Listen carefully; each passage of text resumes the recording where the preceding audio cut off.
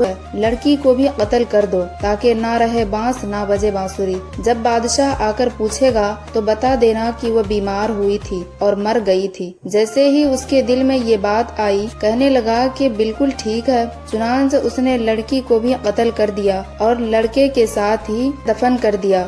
اس کے بعد وہ اپنی عبادت میں لگ گیا۔ کچھ مہینوں کے بعد بادشاہ سلامت واپس آئے۔ اس نے بیٹوں کو بھیجا کہ جاؤ اپنی بہن کو لے آؤ۔ وہ برسیسا کے پاس آئے اور کہنے لگے جی ہماری بہن آپ کے پاس تھی، ہم اسے لینے آئے ہیں۔ برسیسا ان کی بات سن کر رو پڑا اور کہنے لگا کہ آپ کی بہن بہت اچھی تھی، بڑی نیک تھی اور ایسے ایسے عبادت کرتی تھی، لیکن وہ اللہ کو پیاری ہو گئی۔ یہ صحن میں اس کی قبر ہے۔ بھائیوں نے جب سنا تو وہ رو دھو کر واپس چلے گئے۔ گھر جا کر جب وہ رات کو سوئے تو شیطان خواب میں بڑے بھائی کے پاس گیا اور اس سے پوچھنے لگا بتاؤ تمہاری بہن کا کیا بنا؟ وہ کہنے لگا ہم جنگ کے لیے گئے ہوئے تھے، اسے برسیسا کے پاس چھوڑ کر گئے تھے، وہ اب فوت ہو چکی ہے۔ شیطان کہنے لگا وہ تو فوت نہیں ہوئی۔ اس نے پوچھا کہ اگر فوت نہیں ہوئی تو پھر کیا ہوا؟ وہ کہنے لگا برسیسا نے خود یہ کرتوت کیا ہے اور اس نے خود اسے قتل کیا ہے اور فلاں جگہ اسے دفن کیا اور بچے کو اس نے اسی کے ساتھ دفن کیا ہے۔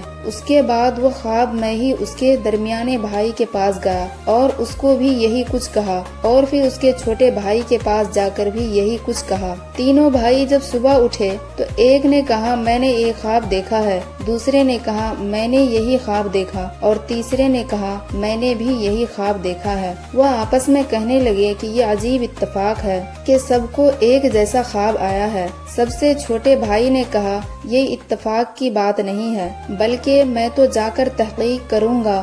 دوسرے نے کہا چھوڑو بھائی یہ کون سی بات ہے، جانے دو۔ وہ کہنے لگا نہیں میں تو ضرور تفتیش کروں گا۔